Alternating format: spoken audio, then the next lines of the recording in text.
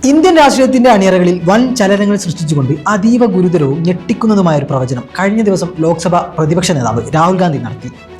നരേന്ദ്രമോദി സർക്കാർ ഒരു വർഷത്തിനകം താഴെ വീഴുമെന്നും രാജ്യത്ത് വർദ്ധിച്ചു വരുന്ന ജനരോഷവും സാമ്പത്തിക പ്രതിസന്ധിയും അടിച്ചമർത്താൻ ഭരണകൂടം വീണ്ടും ഒരു അടിയന്തരാവസ്ഥ പ്രഖ്യാപിക്കാൻ നീക്കമുണ്ടെന്നുമായിരുന്നു ആ വെളിപ്പെടുത്തൽ.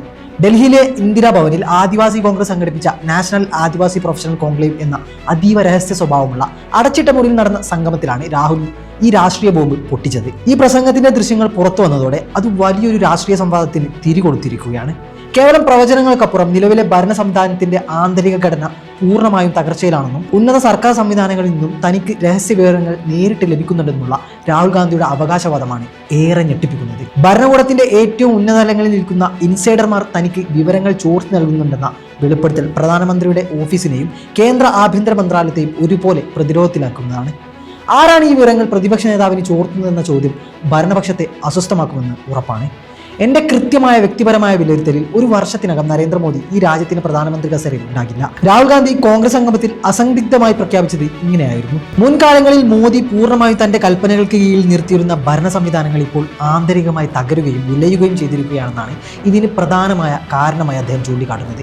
മൂന്നാം മോദി സർക്കാർ മുൻപത്തെ പോലെ ശക്തമല്ലെന്നും അവർക്ക് പൂർണ്ണമായും ഭരണപരമായ ആത്മവിശ്വാസം നഷ്ടപ്പെട്ടുവെന്നും രാഹുൽ വെളിപ്പെടുത്തുന്നുണ്ട്. ഇന്ത്യൻ ഭരണഘടനയെയും ജനാധിപത്യ മൂല്യങ്ങളെയും തകർക്കാൻ ശ്രമിക്കുന്ന BJPക്ക് ഇന്ത്യൻ ജനത നൽകിയ ശക്തമായ തിരിച്ചടിയാണ് നിലവിലെ സാഹചര്യത്തിന് കാരണമെന്നും അദ്ദേഹം വിലയിരുത്തുന്നുണ്ട്.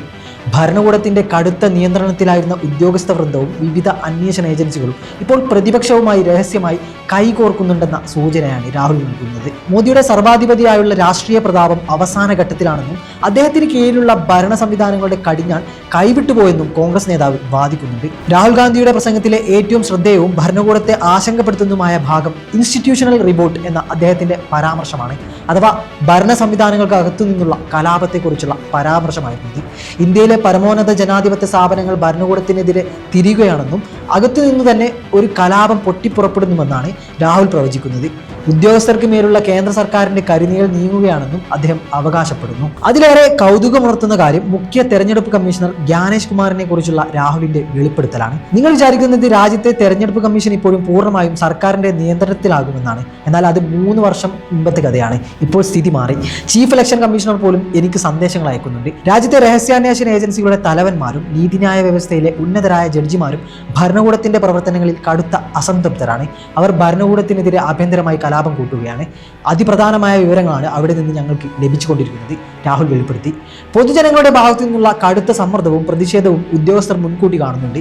ജനങ്ങൾ തെരുവിൽ ഇറങ്ങുമ്പോൾ ഭരണകൂടത്തിന്റെ പക്ഷം ചേർന്ന് നിയമവിരുദ്ധമായി പ്രവർത്തിച്ചാൽ അത് ഭാവിയിൽ തങ്ങൾക്ക് വലിയ വിപത്തായി മാറുമെന്ന് ഈ ഉന്നത ഉദ്യോഗസ്ഥർ ഭയപ്പെടുന്നുണ്ട്. ഈ ഭയമാണ് അവരെ പ്രതിപക്ഷത്തിന് വിവരങ്ങൾ നൽകാൻ പ്രേരിപ്പിക്കുന്നതെന്ന് രാഹുൽ വ്യക്തമാക്കുന്നു. രാഹുൽ ഗാന്ധിയുടെ വെളിപ്പെടുത്തൽ പുറത്തു വന്നതോടെ രാഷ്ട്രീയ നിരീക്ഷകരും മാധ്യമങ്ങളും അന്വേഷിക്കുന്നത് ഒരേ ഒരു കാര്യമാണ്: ആരാണ് ഭരണകൂടത്തിന്റെ ഹൃദയഭാഗത്തിരുന്ന് വിവരങ്ങൾ ചോർത്തുന്ന ആ ഇൻസൈഡർ? പ്രധാനമന്ത്രി നരേന്ദ്രമോദി, ആഭ്യന്തരമന്ത്രി അമിത്ഷായുടെ മകൻ ജയ് ഷാ, ദേശീയ സുരക്ഷാ ഉപദേഷ്ടാവ് അജിത് ഡോവൽ, അദ്ദേഹത്തിന്റെ മക്കൾ എന്നിവരെ കുറിച്ചുള്ള അതിരഹസ്യമായ നീക്കങ്ങളും വിവരങ്ങളും തനിക്ക് കൃത്യമായി ലഭിക്കുന്നുണ്ടെന്നാണ് കോൺഗ്രസ് നേതാവ് അവകാശപ്പെടുന്നത്. ഞാൻ മോദിജിയെ നേരിട്ട് കാണുമ്പോഴും അദ്ദേഹത്തോടൊപ്പം ഔദ്യോഗിക യോഗങ്ങളിൽ പങ്കെടുക്കുമ്പോഴും എനിക്ക് അദ്ദേഹത്തെക്കുറിച്ച് എത്രമാത്രം വിവരങ്ങൾ അറിയാമെന്ന് അദ്ദേഹത്തിന് നന്നായി അറിയാം. ഞാൻ എല്ലാം അറിഞ്ഞുകൊണ്ടാണ് ഇരിക്കുന്നതെന്ന് മോദിയുടെ മുഖത്ത് നോക്കുമ്പോൾ എനിക്ക് മനസ്സിലാകും. ഒരിക്കൽ അദ്ദേഹം പൂർണ്ണമായി ഭരിച്ചിരുന്ന ആ വ്യവസ്ഥിതി ഇന്ന് തകരുകയും വിവരങ്ങൾ എനിക്ക് ചോർത്തി നൽകുകയും ചെയ്യുന്നു എന്ന യാഥാർത്ഥ്യം അദ്ദേഹത്തിന് ഉൾക്കൊള്ളാൻ കഴിയുന്നതല്ല. ഈ ഒരു പുതിയ സമവാക്യം ഇപ്പോൾ ഡൽഹിയിൽ നടക്കുന്നത്, രാഹുൽ കൂട്ടിച്ചേർത്തു. ഇന്റലിജൻസ് തലവന്മാർ, പ്രമുഖ ജഡ്ജിമാർ, തെരഞ്ഞെടുപ്പ് കമ്മീഷണർമാർ എന്നിവരിൽ ആരെല്ലാമാണ് പ്രതിപക്ഷവുമായി ബന്ധം പുലർത്തുന്നത് എന്ന ചോദ്യം കേന്ദ്ര സർക്കാരിനെ വലിയ ആശങ്കയിലാക്കിയിട്ടുണ്ട്.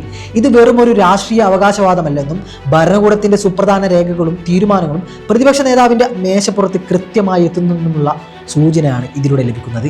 രാജ്യം ഇതുവരെ സാക്ഷ്യം വഹിക്കാത്ത തരത്തിലുള്ള അതിരൂക്ഷമായ സാമ്പത്തിക സുനാമിക്ക് ഇന്ത്യ ഇരയാകാൻ പോവുകയാണെന്ന് രാഹുൽ ഗാന്ധി മുന്നറിയിപ്പ് നൽകുന്നുണ്ട്. വിലക്കയറ്റവും തൊഴിലില്ലായ്മയും ഇപ്പോൾ അതിന്റെ പ്രാരംഭഘട്ടത്തിൽ മാത്രമാണ്. കോർപ്പറേറ്റുകളെ മാത്രം സഹായിക്കുന്ന നയങ്ങൾ കാരണം രാജ്യത്തെ ചെറുകിട ഇടത്തരം വ്യവസായങ്ങൾ തകർന്നു. ജനങ്ങളുടെ വാങ്ങൽ ശേഷി ഇല്ലാതായി. ഈ സാമ്പത്തിക പ്രതിസന്ധി ജനങ്ങളെ കടുത്ത പട്ടിണിയിലേക്കും ദാരിദ്ര്യത്തിലേക്കും തള്ളിവിടുമ്പോൾ രാജ്യം വലിയൊരു അരാജകത്വത്തിലേക്ക് നീങ്ങുമെന്നും ജനങ്ങൾ തെരുവിലിറങ്ങി സർക്കാരിനെതിരെ തിരിയുമെന്നും രാഹുൽ ഗാന്ധി പ്രവചിക്കുന്നുണ്ട്. ഈ ജനരോഷത്തെ തടഞ്ഞു നിർത്താൻ നിലവിലെ മോദി സർക്കാരിന് കഴിയുമോ എന്നതാണ് പ്രസക്തമായ ചോദ്യം. ഈയിടെ രാജ്യത്തെ വിളിച്ച നീറ്റ് UG പരീക്ഷാ ക്രമക്കേടുകളും ചോദ്യപേപ്പർ ചോർച്ചയും CBSE ഓൺ സ്ക്രീൻ മാർക്കിംഗ് വിവാദവും സർക്കാരിന്റെ ജനപ്രീതി പാടെ തകർത്തതായി രാഹുൽ ചൂണ്ടിക്കാട്ടി. ലക്ഷക്കണക്കിന് വിദ്യാർത്ഥികളുടെ ഭാവിയാണ് സർക്കാർ തകർത്തത്. വിദ്യാഭ്യാസ മന്ത്രാലയത്തെ ദുരന്തങ്ങളുടെ മന്ത്രാലയം എന്നാണ് രാഹുൽ വിശേഷിപ്പിച്ചത്. ഇത്രയും വലിയ അഴിമതികൾ നടന്നിട്ടും വിദ്യാഭ്യാസ മന്ത്രി ധർമ്മേന്ദ്ര പ്രധാൻ രാജിവെക്കാത്തതിന് അദ്ദേഹം ചോദ്യം ചെയ്തു. പ്രധാനമന്ത്രി തന്റെ മൻ കി ബാത് പരിപാടിയിൽ രാജ്യത്തെ ബാധിക്കുന്ന ഈ വലിയ വിദ്യാർത്ഥി പ്രശ്നങ്ങളെക്കുറിച്ച് ഒരക്ഷരമിണ്ടാത്തത് ജനങ്ങളോടുള്ള വെല്ലുവിളിയാണെന്ന് രാഹുൽ കുറ്റപ്പെടുത്തി. ഈ യുവജന രോഷം സാമ്പത്തിക പ്രതിസന്ധിയുമായി കൂടിച്ചേരുമ്പോൾ അത് സർക്കാരിന്റെ പതനത്തിന് ആക്കം കൂട്ടും.